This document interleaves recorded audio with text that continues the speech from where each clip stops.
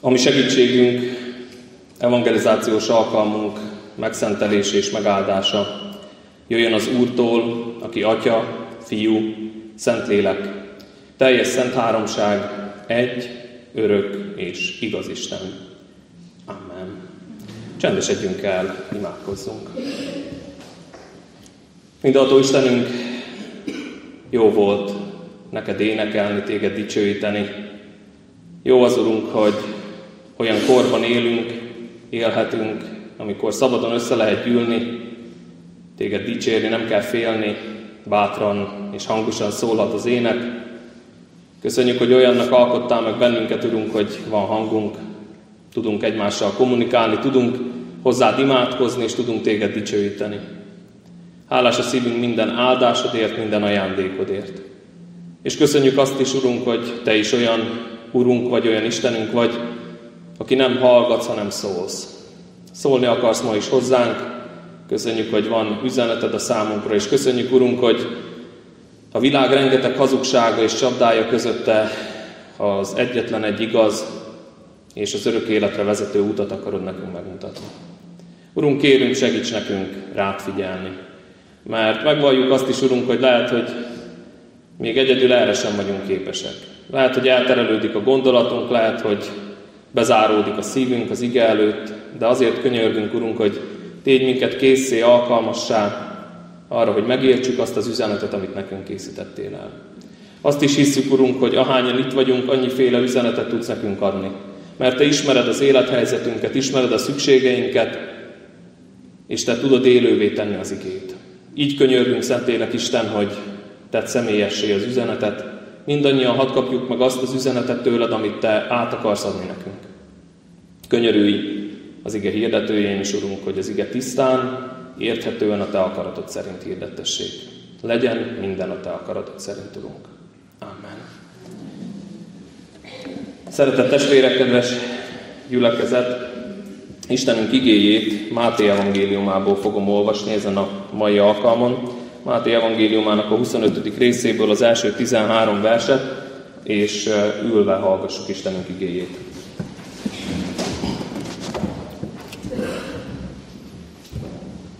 A megnevezett helyről, Máté evangéliumának a 25. részéből, az első 13 versből így szól hozzánk Istenünk igéje.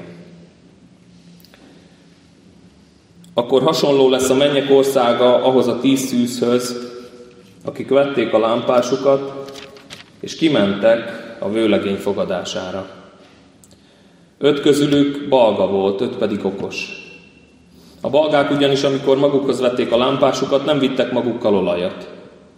Az okosak viszont a lámpásukkal együtt olajat is vittek a korsókban. Mivel pedig a vőlegény késett, mindnyájan elálmosodtak és elaludtak. Éjfélkor azután kiáltás hangzott. Íme a vőlegény, jöjjetek a fogadására! Ekkor ezek a szüzek mind felébredtek, és rendbe hozták a lámpásukat. A balgák így szóltak az okosokhoz. Adjatok nekünk az olajotokból, mert a lámpásunk kialszik. Az okosak így válaszoltak. Hát, ha nem lesz elég nekünk is, meg nektek is. Menjetek inkább a kereskedőkhöz, és vegyetek magatoknak. Amíg azok vásárolni voltak, megjött a vőlegény, és akik készen voltak, bementek vele a mennyegzőre. Azután bezárták az ajtót. Később megérkezett a többi szűz is, és így szóltak. Uram, uram, nyiss ajtót nekünk! Ő azonban így válaszolt. Bizony mondom nektek, nem ismerlek titeket. Vigyázzatok tehát, mert sem a napot, sem az órát nem tudjátok.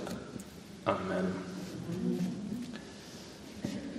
Kedves testvérek, nagy szeretettel jöttem, már egy jó ideje nem szolgáltam itt Izsnyétén, és kicsit hiányoltam is már az itteni szolgálatot, és hálás vagyok a meghívásért. Köszönöm szépen a lehetőséget, majd az alkalom végén lehet, hogy nem mindenki fog örülni annak, hogy én ma itt vagyok. Nagyon kemény téma ez a mai, és nagyon egyenes lesz az üzenet, és remélem, hogy mindannyian kapunk belőle valóban személyes üzenetet a Szent Háromság Istentől. Azért nagyon-nagyon kemény ez a téma, kedves testvérek, mert nem valamilyen külsőségben akar az Isten megújítani. Ugye tegnap a munkáról volt szó, kicsit dicsekedtem a presbitereknek, hogy én visszahallgattam mind a két szolgálatot, ami előttem volt. Általában úgy is szoktam érkezni egy ilyen evangelizációs alkalomra, hogy igyekszem meghallgatni, hogyha az időm engedi az előttem lévőket, hogy miről volt már szó, mit végezhetett már el az Isten a testvéreknek a szívében. És ugye tegnap kifejezetten tetszett a munkában való megújulás témája.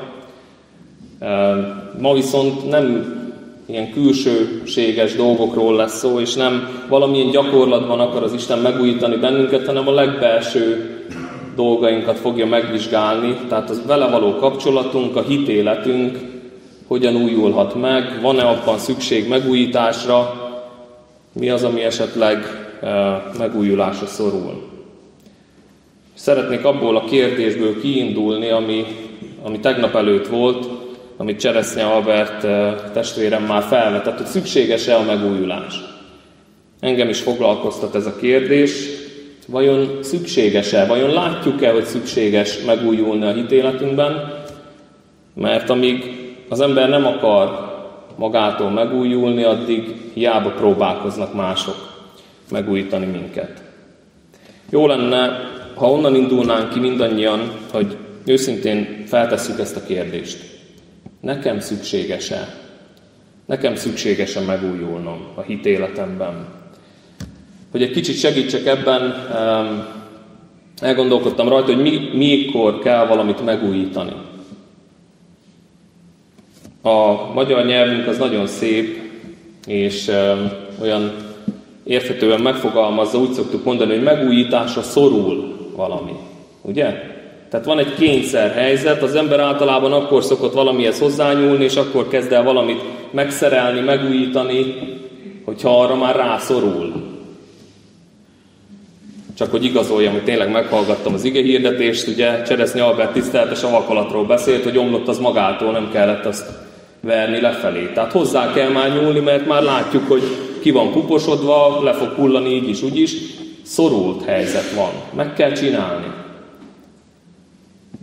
És kedves testvérek, sokszor úgy gondolom, hogy az ember ilyen, hogy csak akkor szokott rávetemedni, vagy neki kezdeni a megújulásnak és a megújításnak, hogyha már érzi, hogy ez szükséges. Hogyha már szorult helyzet van, hogyha már muszáj ezt megtenni. Szerintetek a hitéletünkben, a kegyességünkben van-e szükség megújulásra? És lehet ezt általánosan is feltenni ezt a kérdést, úgy mint közösség, mint gyülekezet, vagy mint reformátusság, de lehet egész személyesen is. Nekem szükségem van-e? Én magam, aki most itt vagyok, aki eljöttem az Isten jelenlétébe hallgatni az ő szavát, szükségem van-e megújulásra a hitéletemben? Az Istennel való kapcsolatunk, a mindennapi hitmegélésünk megfelelő-e? Mert ez a kérdés. Akkor kell valamit megújítani, hogyha nem működik jól. Ha valami új, ha valami szuperül működik, akkor butaság lenne hozzányúlni, ugye? Akkor szoktunk valamit megújítani, ha nem megfelelően működik, ha valamilyen hiányosságok vannak, nem tölti be a funkcióját. Milyen az Istennel a kapcsolatod? Te személyesen mit válaszolnál erre a kérdésre is? Nem kérdezi meg senki, nem kell hangosan válaszolni, lehetünk nyugodtan magunkkal teljesen őszinték, és az lenne a cél. Mennyire szoros, mennyire bensőséges, mennyire élő, és mennyire rendszeres az Istennel a kapcsolatod? Ezek a fő kérdések. Szoros, bensőséges, élő és rendszeres. Tudjátok, azért kérdezem meg ezt, mert az én tapasztalatom az, hogy a hitéletünkben való megújulás ellen szoktunk a leginkább tiltakozni. Mert ez nem kis munka. Egy-két dologban könnyebb helyre tenni valamit, mint az Istennel való kapcsolatunkat úgy átfogóan megvizsgálni, ráébredni arra, hogy mennyi minden lehet, hogy nem úgy működik, ahogy kellene, megengedni az Istennek, hogy oda tartsa elénk a tükröt, és azt mondja, hogy na hát akkor ezt és ezt szeretném, hogyha ezután máshogy lenne. Nem könnyű dolog ez. Szoktunk ellene lázadni, és ez kifejezetten egy olyan téma, tudjátok, kedves testvérek, ami a gyülekezeti tagoknak szól. Mert megújulni a hitéletünkben az azt jelenti, hogy már van hitéletünk. Ez a téma nem hitetlen embereknek, Istentől távol lévő embereknek szól. Mert azoknak, akik még nem adták át az életüket, nem gyakorolják a hitüket, nekik nem megújulni kell, nekik megtérni kell. Nekik át kell adni az életüket. Először is szövetségbe kell lépni az Istennel. Megújítani azt kell, ami már működött valamikor, és működik most is valahogy, de lehet, hogy nem megfelelően. Milyen rosszul esik az, amikor néha egy-egy olyan igét hoz az Isten a lelkész elé, amiben arra figyelmeztet és arra int, hogy hát igenis van mit rendbe tenni. Hogy igenis még a templomba járó embereknek is sok esetben vagy teljesen meg kell térni, mert vallásosságba felnevekedett, de még nem kötött szövetséget igazából az Istennel, vagy pedig meg kell újulni ebben a kapcsolatban. Én már többször megkaptam a közel 8 éves szolgálatom alatt a gyülekezeti tagoktól, hogy tiszteletes, miért nem beszélünk szebb dolgokról? Miért nem prédikálunk kicsit könnyebb igékről? Annyi bajunk van, annyi problémánk van, miért kell ostorozni egymást? Az ember nem igazán szeret megújulni úgy magától. Csak akkor, hogyha rádöbben, hogy ez már most tényleg muszáj. Ez most már nagyon szükséges, hozzá kell nyúlni. Kedves testvérek, tudjátok, Jézusnak mi volt az első szava Nikodémushoz? Bizony, mondom neked, ha valaki nem születik újonnan, nem láthatja meg az Isten országát. Szinte köszönés helyett mondja ezt Jézus. És én szerettem így az apró részleteket figyelni Jézusnak a kommunikációjában, beszélgetésében. Nem beszél mellé Jézus. Jön Nikodémus, keresi őt kérdésekkel, és azt mondja Jézus, hogy újjá kell születned, Nikodémus. Mert különben te se fogsz bejutni az Isten országába. És ezt egy olyan embernek mondta, aki egyes kutatók szerint a legelitebb vallási vezetők közé tartozott. Tehát még a farizeusok között is ő volt a vezető ember, a legelismertebb, a legbölcsebbnek tartották, a legtapasztaltabbnak, jártasabbnak az Isten dolgaiban. És azt mondja neki Jézus, hogy újjá kell születned. Még Nikodémusnak is. Nemrég szolgáltam ebből az igéből, és ugye elmondtam, hogy hát nem is tudom, hogy mihez lehetne ma hasonlítani ezt. Püspökhöz, pápához, nem tudom. Tehát még neki is.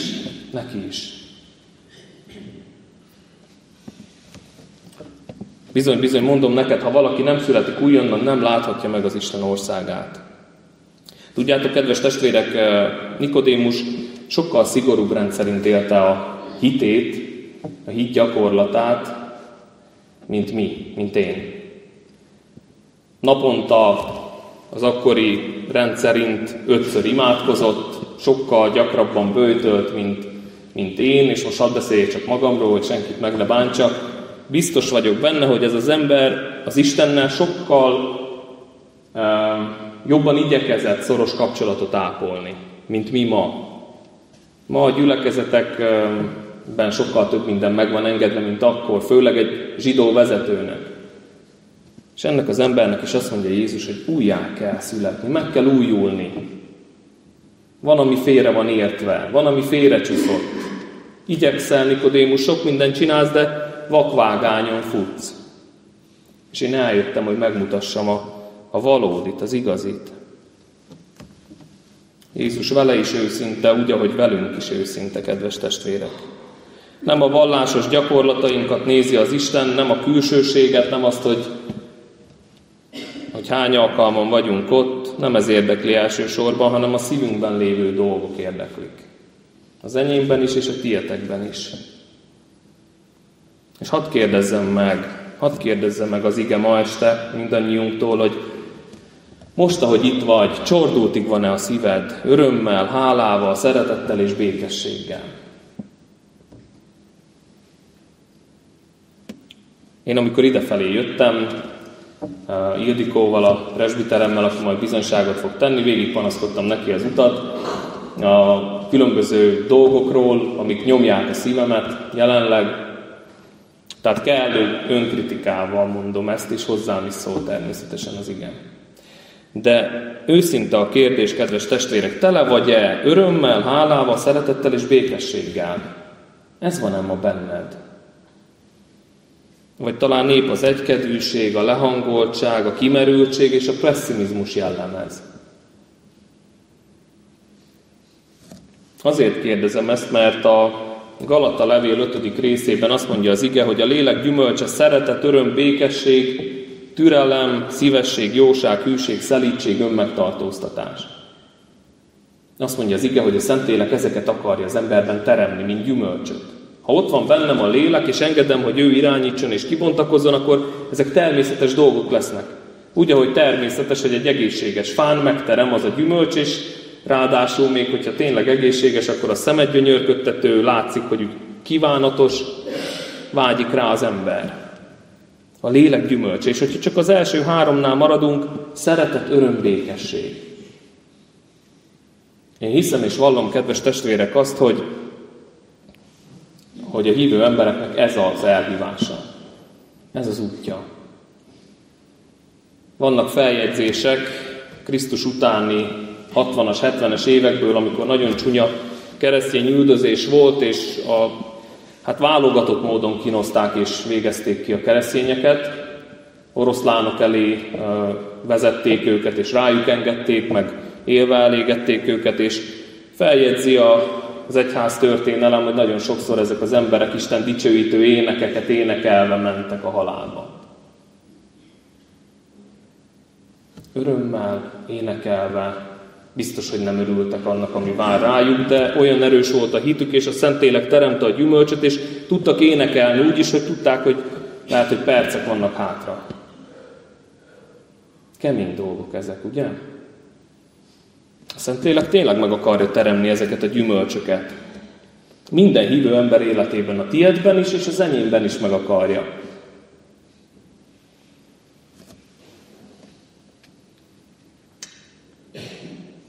Úgy felmerült bennem egy kérdés, hogyha csak ennél az első 3-nál maradunk a felsorolásból, akkor miért nincs tele Kárpátalja ma örvendező, békés és szerető keresztényekkel? Vagy csak én látom rosszul, hogy azért nem ez annyira a jellemző? Vagy akkor szűkítsük a kört. Legalább a templomok miért nincsenek tele? Az utóbbi fél évben sok olyan beszélgetésem volt hívő emberekkel, hogy jöttek, és akkor mondták, hogy nekik ez a panaszuk a saját munkatársi csapatukban, ez a gondjuk a lelkészükkel, ilyen konfliktus van, olyan konfliktus van, én is tudom, hogy nekem mik vannak, és amikor itt szétnézek, akkor azt látom, hogy az ördög mennyire rombol. Tönkreteszi a hívő és hívő közötti kapcsolatot, a gyülekezetekben is igyekszik minél nagyobb tüzet rakni, ahogy szokták ezt mondani, hogy ne a szeretet, ne az öröm és ne a békesség uralkodjon. Pedig a Szentlélek ezt akarja teremni. Miért nincsenek tele a templomok örvendező, szerető és békés emberekkel? Mert túl sok a gond és a rossz hír tiszteltes. Annyi rossz hír vesz körül. Hát hogy tudunk akkor így örvendezni, mikor csak halljuk, reggel lehet, azzal kelünk fel. És egyetértek, hogy van bőven rossz hír. De tudjátok, hogy mit jelent ez? Hogyha ez a válasz születik meg ugye szívünkben erre a kérdésre. Azt jelenti, hogy túlságosan a világra figyelünk. Azért veszi el a kedvünket, a Krisztusban kapott örömünket, békességünket és azt az igazi szeretetet, amivel meg akar ajándékozni az Isten, azért tudja elvenni a rossz hír, mert túlságosan arra figyelünk. Ne csodálkozzunk, hogy elvész az örömünk, elfogy a türelmünk, a szeretetünk, a békességünk, hogyha túlságosan a világra figyelünk, ami tényleg tele van rosszal. Azt mondja az ige, ahol a kincsed van, ott lesz a szíved is. És tudjátok, kedves testvérek, én mindig elgondolkodok ezen az igén, hogy miért nem fordítva mondja. Ahol a szíved van, ott lesznek majd a kincseid is. Nem. Nagyon jól tudja az ige, hogy miért így mondja. Mert ahol a kincseid vannak, ami neked fontos, oda fogsz figyelni. Ahol az értéket látod, oda fog húzni a gondolatod, a szíved, a tekinteted, azon lesz, arra fogsz figyelni. És hogyha neked a világi dolgok a fontosak, akkor oda fogod irányítani a figyelmedet. És ezért beszél annyit Jézus egyébként a mennyek országáról, mint drága kincsről, hogy fedezzék már fel a hívő emberek, hogy nekünk nagyobb kincsünk van. Hogy a tekintetünket emeljük már fel a problémákról, és kezdjünk el örülni, hálát adni, dicsőíteni az Istent, mert nekünk olyan megváltónk van, aki csak nekünk van. Azoknak, akik felfedezik. Mindenkit meg akar menteni, ugye? Csak kevesen veszik észre. Kedves testvérek, ha túlságosan a világhoz vagyunk ragadva, akkor ne lepődjünk meg rajta, hogy nem teremjük a lélek gyümölcseit. Ha túlságosan ide a világba vagyunk beleragadva. És tudjátok, az a baj ezzel, hogy a világ az rohan a vesztébe. Egyértelműen elmondja a Biblia azt, hogy ez a világ el fog pusztulni. Kárhozatra van ítélve, az Isten maga átkozta meg. Tehát túlságosan a világba ragadni az egy nagyon bölcstelen dolog. És ugye hallottuk tegnap, hogy 60 éves korában meghalt az illető, és építette egész életébe a gyönyörű házat, aztán a feleség csak annyit tudott mondani, hogy most már nincs kinek élvezni.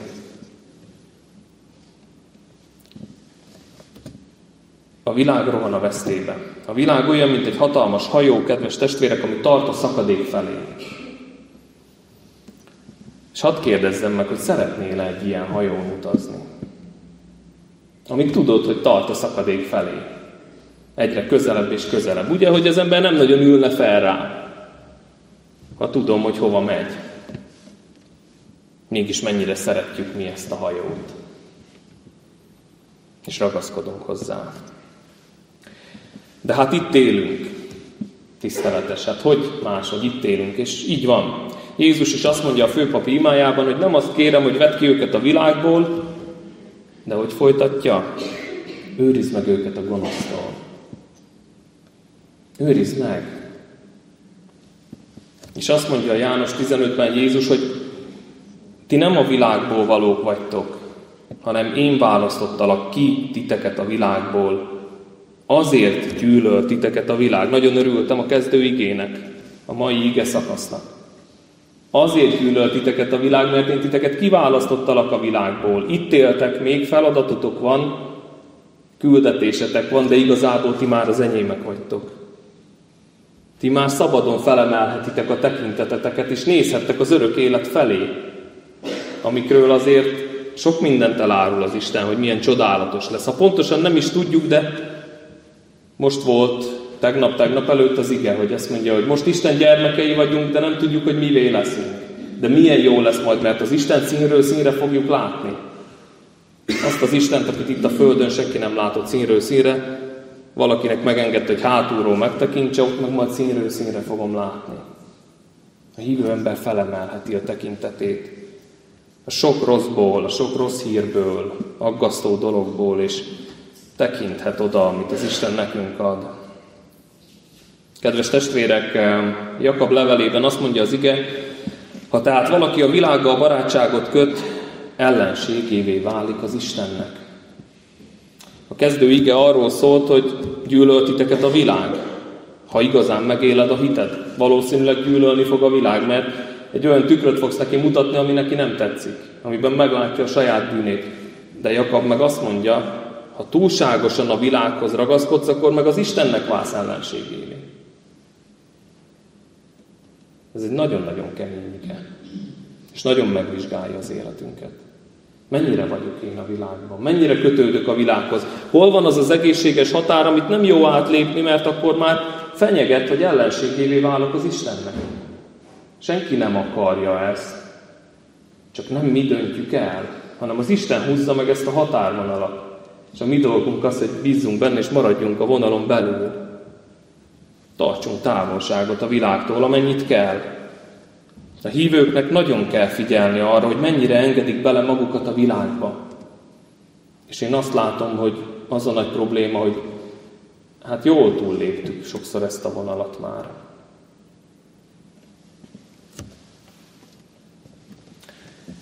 Nem a megromlott és megátkozott föld az igazi otthonunk.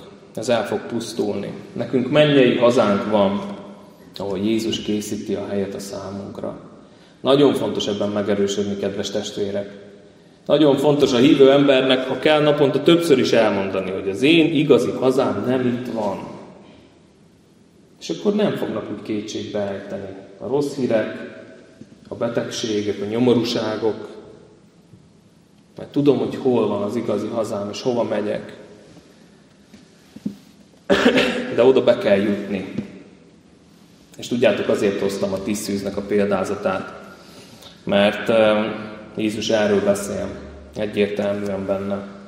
Máténál több példázatban is Jézus beszél az örök életről, hogy milyen fontos felkészülten várni a hívő embernek Jézus Krisztusra, az ő visszajövetelére. És nagyon jó lenne, és ajánlom is mindenkinek, hogy a Máté 24 és 25. fejezetét úgy egyben olvassa el. Ezeket a példázatokat egymás mellett. Mert teljesen egyértelművé válik, hogy milyen utat szán nekünk Jézus. Nagyon komolyan beszél Jézus arról, hogy milyen jelei lesznek annak, hogy már közel van az idő, és sokszor felfedezzük mi is ezeket a jeleket a mai világunkban, de mindenkorban fel lehet egyébként fedezni. És nagyon komolyan kihangsúlyozza, hogy senki nem tudja azt a napot, sem az órát, és ezért nagyon fontos és életbevágó az, hogy felkészülten várjanak rá az Isten gyermekei. Mond egy olyan példát egy házigazdáról, aki azt mondja, hogy ha tudná, hogy mikor jön a tolvaj, akkor nem aludna egész éjszaka. Gondolom, önök is így vannak vele, hogyha tudnám, hogy este be fognak törni, akkor nem nagyon aludnék. Tudom azt is, hogy nemrég volt, hát nemrég már azért egy ideje, de hallottam, hogy a polgárőrök rendesen járőröztek, aztán volt, hogy még így is ügyesen kicselezték őket, de fent voltak éjszaka, mert voltak betörések, ugye? Vigyáz az ember, hogyha veszély van. És azt mondja Jézus, hogy de ti is így vigyázzatok, mert az ördög mindig keresi a fogást az emberem. És nem tudjátok, hogy mikor jön el az a nap. Majd hozza az okos és gonosz szolga példázatát, akiknél meg az a gond, hogy kicsit később érkezik a gazda, mint ahogy azt ők elképzelték, és az egyik szolga az úgy gondolja, hogy hát akkor már vissza se jön. Annyi idő eltelt, már nem jött vissza az én gazdám, akkor elkezdek a világ szerint élni, lerészegedni a többiekkel együtt, meg sanyargatni a többi szolgát, akik rá voltak bízva. Ma is nagyon sokan vannak. 2000 év eltelt már. Hát ha eddig nem jött Jézus, akkor biztos nem az én életembe fog visszajönni. Honnan tudod? És mi lesz, ha mégis? Érdemes kockáztatni? És ezt követi a 10 szűznek a példázata, ami szintén a felkészült várakozásról szól, de sokkal részletesebben. Talán ez a leghosszabb példázat, ami ezt a témát vizsgálja meg. És néhány dolgot szeretnék kiemelni a történetből, ami rámutat a megújulásnak a szükségességére. Legelőször is hadd emeljem ki, kedves testvérek, azt, hogy a példázat az egy kitalált történet, aminek az a célja, hogy egy nagyon fontos dolgot elmagyarázzon Jézus. Ezt maga Jézus találja ki, és mivel Jézus elég bölcs volt ahhoz, ezért nagyon ügyesen ki van találva ez a 10 szűz példázata. Minden apró részlet fontos. Az első ilyen részlet, amire én szeretném felhívni a figyelmet, az az, hogy mind a 10 szűz kiment fogadni a vőlegényt. Ez azt jelenti, kedves testvérek, hogy a balga 5 szűz sem maradt otthon. Tehát nem azt mondja a történet, hogy volt 5, akik vették a fáradtságot, energiát szántak rá, oda mentek, és 5 meg az heverészett otthon az ágyába, nézte a tévét, és nem érdekelt a dolog. Nem. Pont az a nagyon kemény ebben a történetben, hogy azt mondja, hogy ott van a másik 5 is, és képzeljétek el, beesteledik, éjszaka van, a városkapuban töltik az éjszakát, a földön fekve, a füvön, vagy nem tudom, a kemény földön éjszakáznak, az az 5 is. Tudjátok, mit jelent ez? Azt, hogy ők is hoznak áldozatot. Az a balga 5 szűz is komoly erőfeszítéseket tett azért, hogy találkozzon a vőlegénnyel. Nem felelőtlenek ezek az emberek. Sok mindent megtesznek, de van hiányosság. Milyen kár, hogy ennyi áldozathozatal után a végén nem mehetnek be a mennyegzőre. Elmennek, viszik a lámpásukat, ott éjszakáznak, kemény földön alszanak, és a végén nem mennek be a mennyországba. Ez nekem azt üzeni, kedves testvérek, hogy a templomból is el lehet kározni. Ez nagyon kemény. Elmegyek, ott vagyok, hallgatom, elkészítem magam, felöltözök, de megvan-e minden, ami kell az Isten szerint? A Máté 7-ben azt mondja Jézus Krisztus, hogy sokan mondják majd nekem azon a napon, Uram, Uram, nem a te nevedben profétáltunk-e? Nem a te nevedben űztünk-e ördögöket, és nem a te nevedben tettünk-e sok csodát? És akkor kijelentem nekik, sohasem ismertelek titeket, távozzatok tőlem, ti gonosztevők. Nem tudom, hogy lehet-e még ettől meredekebben beszélni, kedves testvérek, és ez Jézus mondja. Azt mondja, hogy a te nevedben űztünk ördögöket. Ezek nem kis dolgok. Nagy dolgokat tettünk a te nevedben, Uram. Igen, de nem ismerlek titeket. Nem volt olyan a kapcsolatotok velem, ami ennek lenni kellett volna. Nem volt rendben. És nem mi döntjük el, hanem az Isten dönti el. Nagyon érdekes, amikor az utolsó ítéletről beszél, akkor soha nem az a kérdés, hogy az ember mit mond magáról, mert azt mondja, sokan jönnek majd, és azt mondják, hogy Uram, Uram! De ott azt fog dönteni, hogy Jézus mit mond. Ő meg azt mondja, hogy nem ismerlek. Milyen jó az, akinek meg azt mondja, hogy gyertek, atyám áldottai. Mert ti az enyémek vagytok, mert én titeket ismerlek. Mert az én vérem ott van a ti életetekben. Átadtátok magatokat nekem, velem jártatok, figyeltetek rám, bíztatok bennem, tietek az örök élet. Értitek, hogy mennyire komolyan veszi az Isten ezt a kérdést? Hogyha ezeket az igéket egymás mellé rakjuk, akkor kikerülhetetlen, hogy amikor az örök életről van szó, akkor nem játszadozik az Isten. Komolyan beszél. És azt mondja, ennek hatalmas tétje van, nagy a felelősség, én megmutatom, hogy hogy kell úgy élni, hogy ott legyél, hogy a tied legyen az örök élet. Csomó áldozatot hozott az 5 balgaszűz is, de nem volt a helyén, amikor megérkezett a vőlegény. Ez a probléma. Nem volt a helyén. És ezért kérdeztem, hogy milyen most az Istennel való kapcsolatod. Most, per pillanat milyen. Mert tudjátok, a hívő embernek mindig a most a legalkalmasabb idő. Nekem a mostban kell az Istennel élnem. A mai napot, majd holnap meg megmutatja a holnapi napot, holnap a holnapért kell hűséges legyek, ma a mában kell hűséges legyek. Aztán a másik üzenet, hogy mind vittek olajat, de 5-nek elfogyott, amire megjött a vőlegény. Nem azt mondja a történet, hogy az 5 balga az annyira felelőtlen volt, hogy hát jó lesz ez az üres lámpás, egy ideig egyébként azt hittem. Tehát ezek olyan sunyik voltak, hogy azt hitték, hogy hát akkor üres lámpással is lehet csalni, úgyis nappal jön meg még a vőlegény. Nem, azt mondja az ige, hogy azt mondják a többieknek, hogy adjatok, mert ki fog aludni, el fog fogyni. Vittek ők is valamennyit, csak nem eleget. És nem volt tartalékjuk. Nem volt bőven tartalék, ami táplálja a tüzet. Az 5 okos viszont bőven feltankolt. Ők még külön kannákban vittek, azt mondja az ige. Nekik volt jó sok tartalékjuk. Te hogy állsz az olajjal? Hogy állsz az olajjal? Ége a szívedben a tűz Jézus iránt, vagy csak pislákol? Fontos kérdés. Fontos kérdés ez. Fel vagy-e tankolva rendesen? Van-e tartalékod? Olyan egyértelműen meglátszott a háborús időben, hogy kinek van tartaléka és kinek nincs. Ki az, aki összezavarodik, kapkod, fél, reszket, bizonytalan, vádolja az Istent, elfogyott a tartalék. És ki az, akinek van?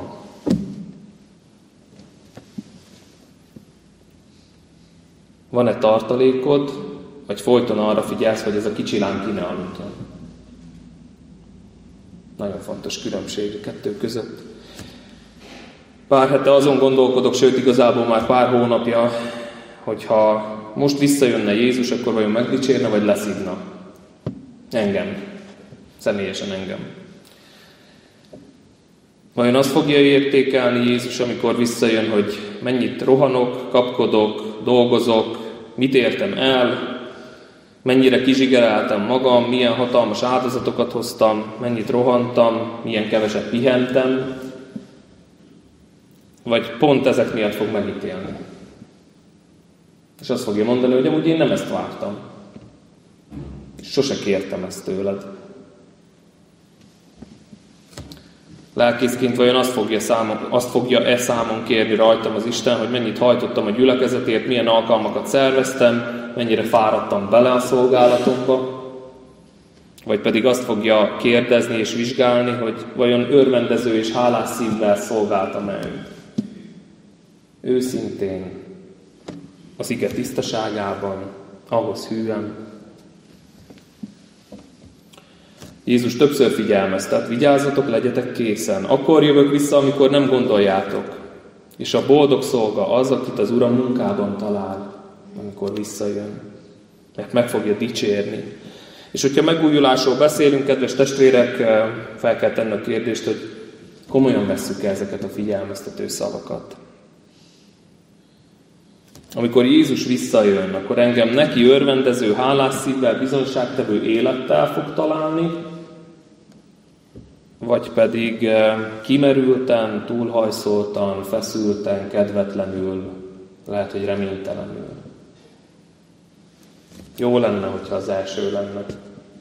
Azért szól ma az ige, hogy az első kategóriára törekedjünk. És kérlek, hogy ezeket a kérdéseket őszintén válaszold meg. Legfőképp azt, hogy állsz az olajjal. Aztán még egy-két dolgot hadd emeljek ki. Fontos a történetből még az, hogy mind a 10 elaludt.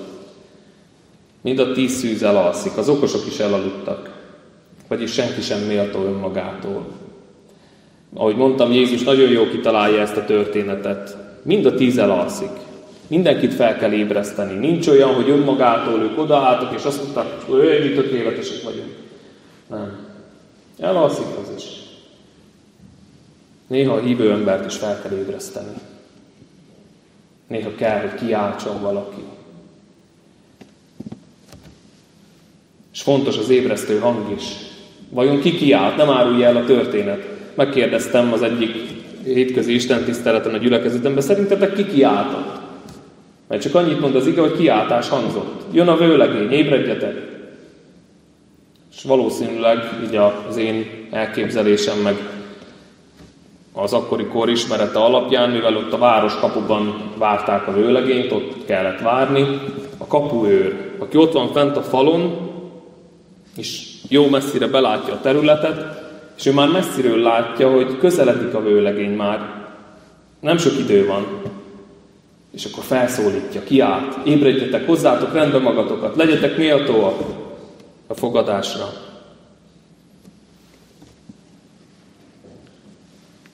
Én ma azért jöttem, hogy ébresszek. Azért jöttem, hogy ébresszek. Az a dolga egy evangelizátornak, hogy ébresszen. És mivel mind a 10 elaludt, van helye az ébresztésnek. Hozzátok rendbe magatokat, legyetek készen a vőlegény érkezésére. És milyen jó, kedves testvérek, hogy ma este még van idő felébredni. És tudom, hogy evangelizációkor sokszor elhangzik ez a mondat, és amit sokszor hall az ember, megszokja, de kicsit legyünk most nyitottak erre. Ma este még van idő felébredni, rendbehozni magamat, megújulni, amiben meg kell, odavinni az Isten elé, letenni az Isten elé. Fel lehet töltekezni olajjal is. Fel lehet töltekezni. Az Istennek megengedni, hogy feltöltsön. De nagyon veszélyes húzni az időt, mert amíg az 5 távol volt, megjött a vőlegény, és bezárták a kaput.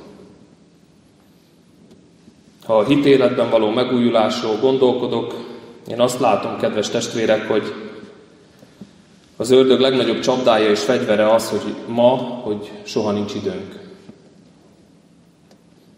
És nagyon kíváncsi lennék, ha megkérdezném, hogy ki az, akinek bőven van ideje.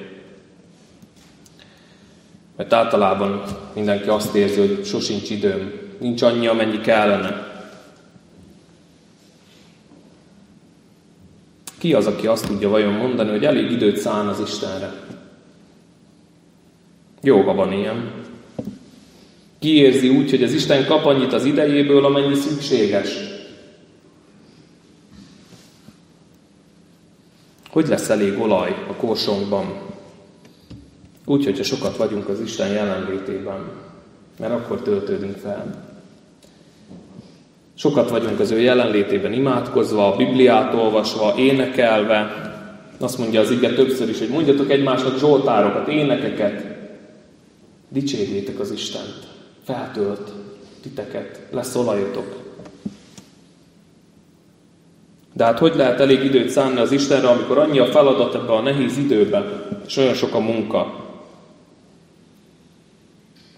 És biztos, hogy jó van ez így? Isten azt a rendet adta nekünk, kedves testvérek, amiről tegnap is már volt szó, hogy a hétből mind a 7 napot ő adja nekünk ajándékba, és azt mondja, hogy egy napot szenteljünk meg. Egy napot szenteljünk meg a hétből. Legyen az az övé, legyen az neki elkülönítve, adjuk oda. És tudjátok, felháborodtak a gyülekezetemben a munkatársak, presbiterek, amikor az egyik alkalmon ezt az úrnapi megszentelést beszélgettük, és elmondtam, hogy az úrnapját megszentelni az nem azt jelenti, hogy családi programot szervezek. Vagyis pontosabban, hogy teljesen pontos legyek, lehet családi programban megszentelni az úrnapját úgy, hogyha közben az úr dolgairól beszélgetünk. Ki lehet menni a természetbe, lehet hegyet mászni, lehet erdőbe sétálni, de ha az Istenre figyelek közben, és az Istenről beszélgetek, és lehet a gyerekeimnek is azt mondom el, hogy milyen jó, hogy az Isten megalkotta ezeket, az megszentelés. De hogyha csak a családi programon vagyok, az nem megszentelés. Mert nem az Istennel foglalkozok, hanem emberekkel foglalkozok. Hát hogy lehet így tiszteletes? Azt mondták, de hát hogy gondolok én ilyet, hogy megszentelni az úrnapját, teljesen odaadni az Istennek, amikor csak a vasárnap délután van a családra. Hát rohanunk egész héten, szombat este 10-ig dolgozunk, csak a vasárnap délután marad a családra. Itt a csapda. Itt a csapda. Számomra ez csak azt igazolja, kedves testvérek, hogy nagyon be vagyunk csapva, és túlságosan a világ szerint élünk és gondolkodunk. Mert mi magunk akarunk megkeresni mindent, és az Istennek nem engedjük meg, hogy ő áldjon meg. Pedig hatalmasabban meg tudna áldani, mint amit mi össze tudunk gürizni hétfő reggel 7 órától szombaton este 11-ig. És a végén nincs időnk az Istenre, és mindig ő kerül a sorrendbe hátrébb, valljuk be őszintén. Az utóbbi évek egyik legfontosabb igéje az lett számomra, hogy ne aggódjatok azért, hogy mit tegyetek, mit igyatok, mibe öltözzetek. Ilyenekért a pogányok aggódnak, ti pedig keressétek először az Isten országát és igazságát, és ráadásként mindezek megadatnak nektek. Az egyik legfontosabb ige lett számomra. Mert az ördög ma azzal csapja mindenkit, hogy mindent a saját erődből akar elérni, mindent vállalj be, csak az Isten csusszon mindig hátrébb. És akkor csodálkozunk, hogyha nem tereljük a lélek gyümölcsét, nincs elég olaj, nincs lelkesedés, lenyom, betemet a világnak a sok nyomorúsága. Meg szeretnétek újulni a hit életetekben? Ez volt az elején a kérdésem, ugye, hogy én hiába erőltetem rátok, ha ti nem akartok, ez csak úgy lehet, hogyha akarok és érzem, hogy kell. Ha meg szeretnétek újulni a hit életetekben, akkor kerüljön az Isten az őt megillető helyre az életetekben. Ilyen egyszerű a válasz. És mindenkinek ez személyes. Tedd az Istent oda, ahova kell, hogy kerüljön. És hidd el, hogy meg fog áldani.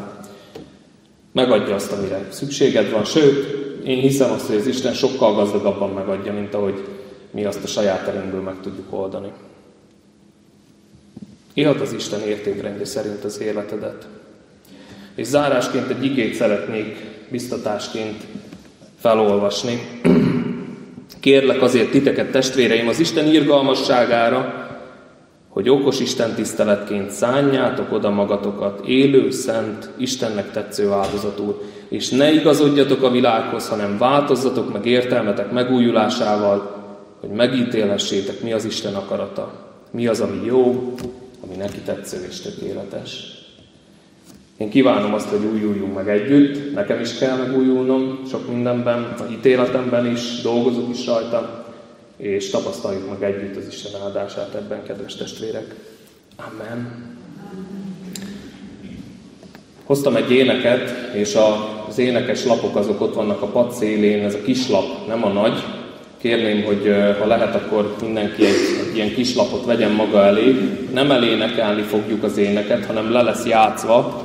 Tiszteletes úr mindjárt bekapcsolja és meghallgatjuk, de hadd legyen ott előttünk a szöveg, mert úgy még jobban meg tudjuk érteni a szövegét. Kérem, hogy ne ijedjünk meg, az idősebbeknek mondom, a stílusán az éneknek, a szövegére figyeljünk, jó? Mert nagyon mély a szövege. Köszönöm szépen.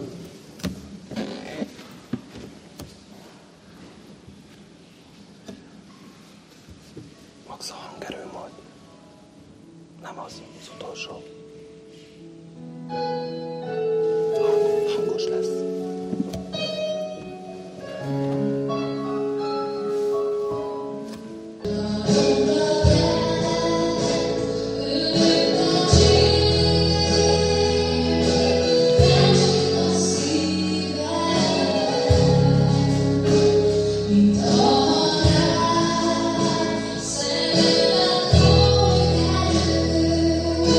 Somebody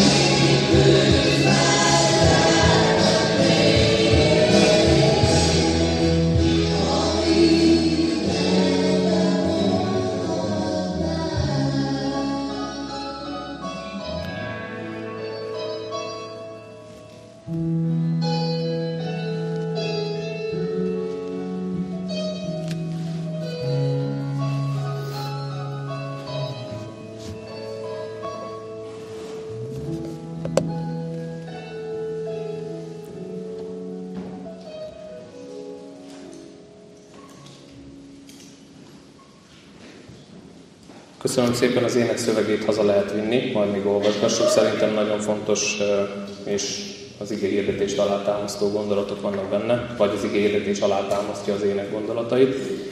Gyertek, imádkozzunk!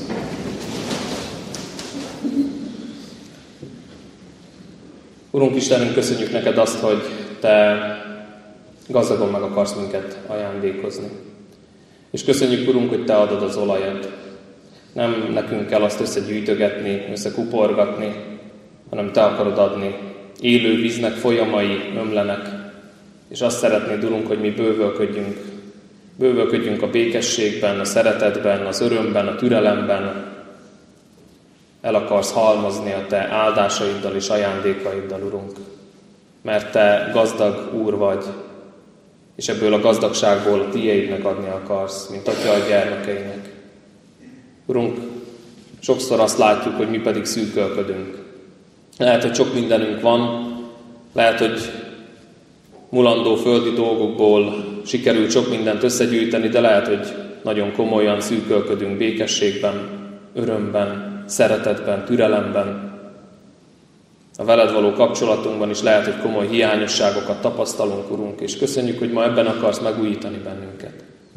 Köszönjük, Urunk, hogy felhívtad a figyelmünket arra, hogy ez már időszerű és szükséges. És hálásak vagyunk azért, Urunk, hogy ezt te fogod elvégezni bennünk.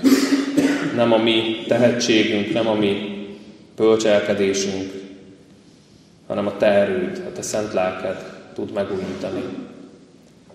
Köszönjük, Urunk, hogy ezt el akarod végezni mindannyiunkban. És köszönjük, hogy azzal biztatsz és arra hívsz, hogy mi az az öt legyünk a történetből, akik készen vagyunk, akik várunk rád, akik hajlandóak vagyunk elkészíteni magunkat és türelmesen várni, és te meg fogsz érkezni. Olyan csodálatos ezt tudni. Urunk, segíts nekünk a tekintetünket felemelni a földi nyomorúságokból, és meglátni a te dicsőségedet. Meglátni téged, Úr Jézus Krisztus, aki annyira komolyan vetted a velünk való kapcsolatot, hogy az életedet adtad értünk. Segíts nekünk is komolyan venni. Komolyan venni a hívő életet. Valóban ezt a mulandó földi életet oda szentelni neked. Segíts nekünk, Urunk, hogy arra a helyre kerülj az életünkben, ami valóban megillet téged. És bocsáss meg nekünk, hogyha nagyon sokszor téged tettünk a háttérbe eddig. Bocsáss meg, hogyha sokszor levettük rólad a tekintetünket, és elsüllyedtünk a világnak a hullámai között. Taníts meg mindig rád tekinteni. Taníts meg téged követni, Úr Jézus Krisztus. Minden nap, hűségesen, bizalommal. Ebben kérünk, hogy újíts meg bennünket. Egyenként, és újíts meg az egész gyülekezetet. Add, Urunk, hogy református közösségeink hitvalló, világító, jó illatot árasztó közösségek legyenek, akik menedék lehetnek a bizonytalan emberek számára. Kérünk, Urunk, hogy végezd újjáteremtő munkádat bennünk. Könyörgünk minden tagjáért a gyülekezetnek, a betegekért, a gyászolókért, a magányosokért, bajban lévőkért. Hadd könyörögjünk, Urunk, a gyülekezet lelkészéért, családjáért. Légy velük is, Urunk, hadd tudjanak ott állni pásztorotként, és vezetni ezt a nyájat. És imádkozunk a presbiterekért, munkatársakért, minden szolgálattevőért, minden hívő emberért, Urunk, hogy tudjuk megélni a hitünket, és tudjunk rád mutatni mások számára is. Áld meg az éjszakánkat, az előttünk álló napokat, áld meg a holnapi szolgálatot, készítsd a szolgálattevőt, add a te szent lelkedet neki is, Urunk. Köszönjük, hogy nekünk elég az, ha mindent rád bízunk, mert te kézben tartod ma is ezeket a dolgokat. amik körülvesznek minket. Akkor is, hogyha káoszt látunk, Urunk, minden a Te kezedben van. Imádkozunk még a háború végéért, hogyha egyezik a Te akaratoddal, vess véget ennek a szörnyűségnek. Hálásak vagyunk, Szentlélek Isten, hogy itt vagy közöttünk. Amen. Mondjuk el az Úr Jézus Krisztustól tanult imádságunkat, mi Atyánk, aki a mennyekben vagy. Szenteltessék meg a Te neved. Jöjjön el a Te országod, legyen meg a Te akaratod, amint a mennyben, úgy a földön is. Ami mindennapi kenyerünket add meg nékünk ma, és bocsáss meg a mi vétkeinket, miképpen mi is megbocsátunk az ellenünk vétkezőknek. És ne vigy minket kísértésbe, de szabadíts meg a gonosztól, mert tiéd az ország, a hatalom és a dicsőség, mind örökké. Amen. Fogadjátok Istenünk áldását, a kegyelem legyen mindazokkal, akik el nem múló szeretettel szeretik a mi Urunkat, az Úr Jézus Krisztust. Amen. Foglaljunk helyet, kedves testvérek, és szeretném megkérni Stankó Ildikót, a Beregardói gyülekezet presbiterét, hogy röviden, lényegre törően tegyen bizonyságot, hogy az Isten hogy végezte el ezt, amiről szó volt az igehirdetésben, az ő életükben, az ő családjukban.